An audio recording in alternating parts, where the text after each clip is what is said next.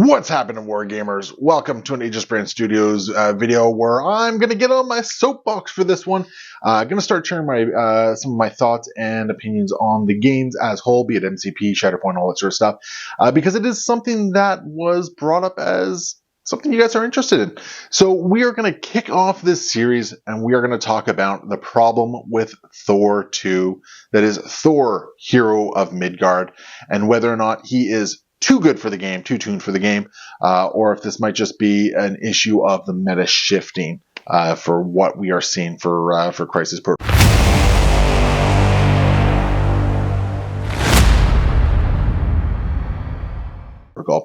So right off the top, let's talk about basically what is framing this discussion.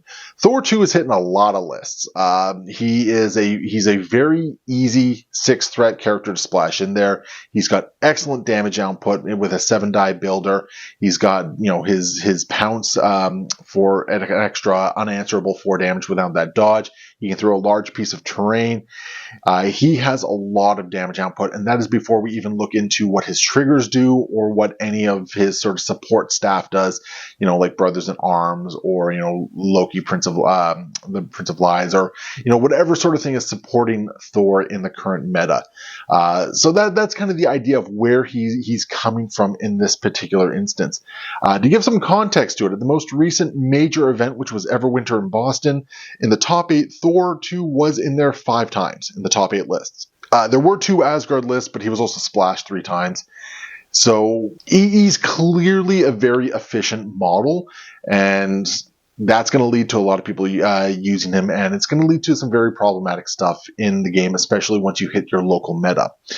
So the question becomes, is Thor 2 actually broken? Is Thor, Hero of Midgard, an actual problem? Is he overtuned, or is it an issue where the meta needs to catch up with the rest of the gameplay, or is it just something we haven't really figured out an issue to yet? And if he is an issue, is it just a matter of a simple fix, or does he need some more heavily fine-tuning, such as what happened with like Malekith or Cosmic Ghost Rider during their heyday? So let's assume for a moment he does need to be fixed. He needs to be tweaked. These are kind of my takes on it, and these are all meant to be sort of like little tweaks to Thor, just to kind of bring him in line.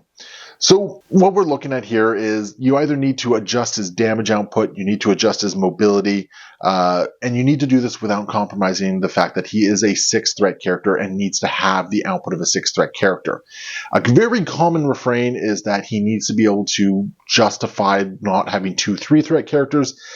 I don't think that's a good argument. I think that's a fallacious argument simply because there is a wide range of 3-threat characters that can do a whole bunch of different things. And if you're saying that he needs to have the damage output of 2 3-threats while still being very mobile and all this sort of stuff, I disagree. I don't think he needs to always replace 2 3-threats, but I do think he needs to still be worth that 6th threat.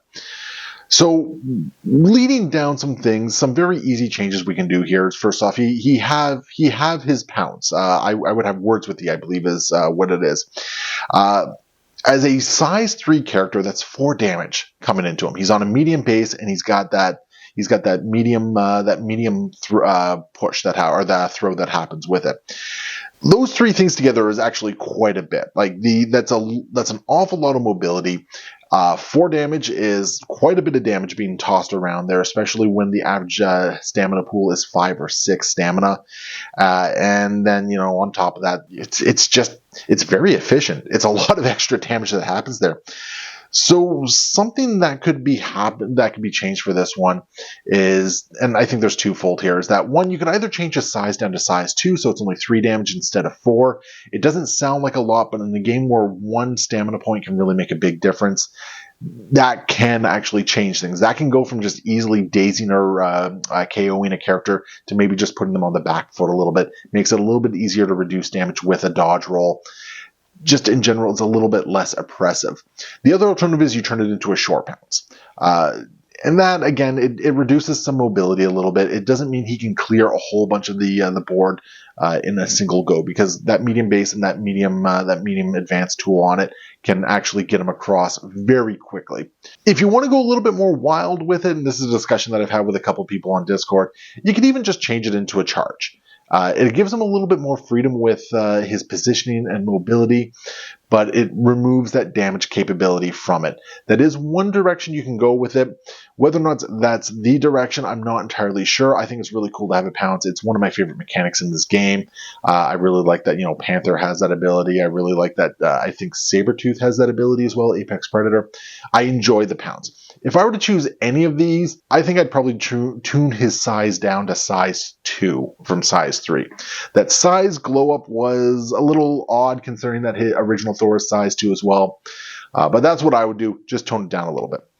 The next thing is his builder. It's Odinson's Ire, 7 dice at range 3 energy attack. It's got that wild trigger for the electrical discharge, where the more wilds you roll, the more you can kind of bounce that electrical arc. And then it also has the push on it as well. This one, it becomes a little bit more difficult on how to really address this one because, once again, you want to make sure that his builder is worthwhile. And if you get rid of too much of it, you're not really doing what you need to do. I've seen some arguments of putting it down to 6 dice. I disagree with that completely. Keep it 7 dice. It needs to have that sort of sweet spot there. What I would actually rather see is, my personal preference is I'd rather see the push just be removed. Just no push on it. Just make it so he's dealing damage. He's not displacing characters as well. Because being able to deal a whole bunch of damage as well as displace a whole bunch of characters, well, not a whole bunch, but displace a target character, can get really oppressive for some characters. So that's something that I would like to see changed. Get rid of that push. The other alternative would be to only make the electrical discharge, the electrical arc, a one and done. You can bounce it to another character. That's it, instead of multiple characters. But that one's a little bit not as important because, it does require multiple wilds in order to get the multiple targets. Next up is the discussion of his stamina. He's got a 9/8 stamina pool, which is very good for a 6-threat character, and frankly, it is probably deserved for a character like Thor. But it is paired with his other ability called I Say Thee Nay. This is his counterattack when, within range 3, he can pay the power and throw 7 dice and potentially do damage back to the characters that were attacking him.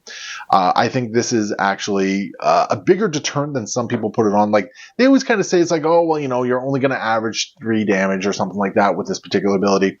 It's not the average damage that's really worrisome. It's the fact that it can shut down characters with a smaller stamina pool even attacking Thor, because there's that chance that they get spiked out, or there's that chance that if they've already taken a little bit of damage, that they just get removed. They get wounded or KO'd, injured or KO'd just by attacking, which means you're effectively not getting a lot of chip damage into Thor himself. And when you have a stamina pool of 9/8, it means you're going for the big swings, and the big swings aren't always going to do the trick for you.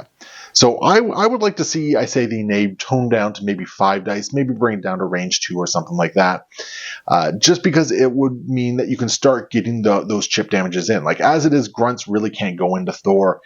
Somebody with 4 stamina doesn't reliably want to go into Thor either. So reducing the amount of dice that are being thrown with I Say Thee Nay just gives more characters in NCP a chance to kind of go into Thor without that fear of being removed, mid-activation. So I think that's something that does need to be toned down a little bit in that particular regard. The last thing I'm going to bring up, and this is something that I don't think it's as big of an issue as some of the people in the community are making it out to be, it's Brothers in Arms. This is the card with him and Beta Ray Bill, which basically protect them from a lot of potential displacement and give them an extra 3 dice for energy attacks. It's a very powerful card. I don't think it's as big an issue because, first off, that is 10 threat that you do have to have on the table for it. There are still ways of sort of like displacing or sort of like removing that close range band that they have to be in. And we've been seeing Thor in a lot of isolated situations, not always with Bill. So I don't think Brothers in Arms is a huge issue at the moment, especially considering it's now a restricted card, but might be something worth looking at. If that card does kind of make it back in a normal rotation, it definitely needs to go up in power cost. So those are my thoughts on Thor 2. Whether or not you agree with them, we'll see about that one. I'm hoping to get a conversation going on this one. That is how I would approach it. Any one of those things, I think, would go a distance to toning him down, probably just lowering his output a little bit. And that's the big problem right now. It's the same problem we had with Malekith and with CGR. When you have a character that just hits the table and they are able to just out-attrition a whole bunch of things. Because right now his damage output feels more akin to, 3 characters on the board than just 2 characters on the board. So even if you want to use the argument he needs to feel like 2-3 threats, well, I mean, he can potentially throw 14 dice and then throw himself for 4 more damage and throw a size 4 for, 5 more damage. So that's 9 damage before we've even factored in the potential damage from the 2 7 dice attacks, with the potential of the arcing of the lightning arc and all that sort of stuff, and even displacing a character or 2. So he has a huge amount of ways to interact with the table, interact with the board state, and that needs to be reduced in some form or another. So you can kind of choose your poison to adjust on him and kind of go from there. But those are just my thoughts. Let me know what you think in the comments below about Thor 2. Do you think he's okay? Do you think it's overblown? Or do you think he is a menace that needs to actually be adjusted and needs to be adjusted soon? And, what would you do to change him, all that sort of stuff? And remember, guys, if you like this sort of content, let me know in the comments below. It helps out a lot. I'm really trying to figure out what sort of content to provide you guys and just make this channel a fun and exciting place to come back to and check out. So let me know in the comments below what you like, don't like, all that sort of stuff. And if you want to support the channel, hit up patreon.com/AegisBrand a couple bucks a month, keeps the lights on, allows me to keep making upgrades and improvements to this channel, as well as allows me to continue even just making content in general. But with that having been said, we'll see you next time. Happy wargaming.